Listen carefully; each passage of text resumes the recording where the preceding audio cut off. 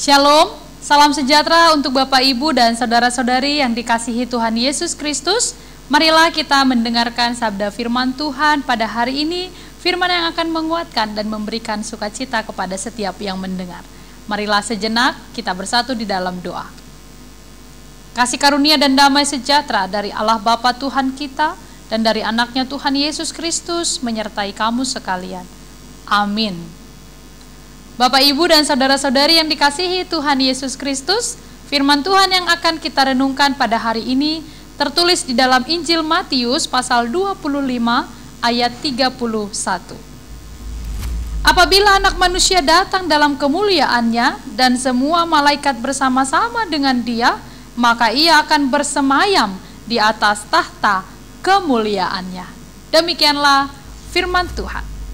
Bapak, Ibu, dan saudara-saudari yang dikasihi Tuhan Yesus Kristus, jika kedatangan Tuhan akan segera terjadi, kita ibaratkan adalah pada esok hari. Apakah yang menjadi respon kita? Apakah kita akan merasa takut atau justru kita akan merasa begitu sukacita? Mungkin sebagian orang akan merasa begitu takut karena banyak perbuatan cela dosa yang dilakukan. Atau banyak orang juga yang bersuka cita karena ingin segera berjumpa dengan Yesus dalam kemuliaannya. Ada banyak sekali realita dalam kehidupan. Jika masih muda mungkin ingin hidupnya lebih lama lagi. Tapi kalau orang yang sudah tua biasanya dia hanya meminta satu hal. Tuhan, jemputlah aku. Tuhan, aku ingin berjumpa denganmu. Jadi orientasi pemikiran setiap orang tentu berbeda-beda tentang kedatangan Tuhan. Namun di dalam nats hari ini diingatkan kepada kita semua bahwa kedatangan Tuhan, kedatangan Yesus kedua kali itu pasti akan terjadi. Itu bukan sebuah dongeng atau cerita fiktif belaka, tetapi suatu kepastian. Dan hari ini kita diingatkan kembali bahwa apabila manusia datang dalam kemuliaannya, Anak Manusia yang disebut di dalam nats ini adalah Yesus Kristus, maka dia akan bersemayam di atas tahta kemuliaannya. Tidak ada lagi ketika Yesus datang ke dunia ini ada orang yang bertahta, orang yang merasa pejabat, orang yang merasa tinggi, orang yang merasa hebat lagi. Tidak ada, karena yang bertahta pada saat Yesus datang kedua kali hanya Yesus sendiri dalam kemuliaannya. Dan kita manusia akan dihakimi, dipisahkan manakah domba dan kambing. Kalau kita baca di dalam nats ini dalam satu pasal secara keseluruhan, Tuhan akan memisahkan di manakah domba dan kambing. Artinya di manakah orang yang berbuat baik dan orang yang berbuat jahat.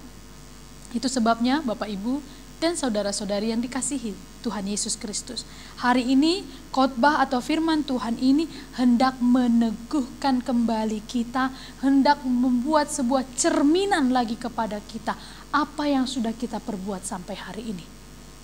Apa yang sudah Bapak Ibu lakukan sampai hari ini, itu semua akan dihakimi oleh Tuhan pada hari penghakiman kelak. Apakah kita akan menuju surga kekekalan? Jika kita rindu ingin menjadi bagian daripada orang-orang yang mendapatkan tahta waris kerajaan Allah, maka hendaklah mulai saat ini kita berubah. Marilah saat ini kita buang kebencian, kedengkian kepada sesama kita. Kepada siapapun yang membenci kita, ampuni mereka. Kepada siapapun yang menyakiti hatimu, Bapak Ibu, ampuni mereka. Karena kita tidak tahu kapankah hari Tuhan itu datang. Dan ketika hari Tuhan datang, tidak ada kesempatan tawar-menawar negosiasi kita kepada Tuhan.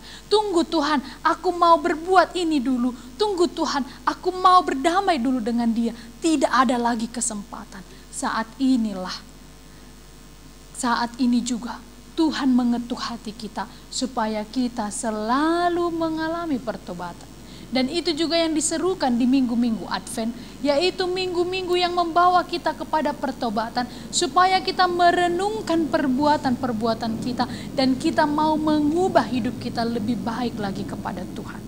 Bapak, Ibu, dan saudara-saudari yang dikasihi Tuhan Yesus Kristus, siapapun kita dan berapapun usia kita saat ini, marilah kita dengan sadar diri semakin mendekatkan diri kita ini kepada Tuhan. Apapun yang sedang kita pikirkan, atau ada sesuatu yang jahat yang kita lakukan, segeralah minta pengampunan kepada Tuhan. Apapun kesalahan masa lalu kita, teruslah minta pengampunan kepada Tuhan, agar ketika Tuhan datang, kita dibawa dalam kemuliaan-Nya. Kita menjadi pewaris dan mendapatkan mahkota kehidupan.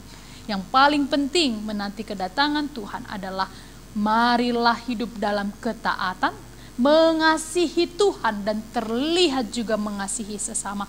Jangan pernah menyimpan di dalam hati kita rasa benci. Jangan pernah menyimpan di hati kita ini rasa dendam, tidak suka. Hilangkan semua itu. Kalau kita sakit hati, itu karena kita yang mengizinkan hati kita sakit hati.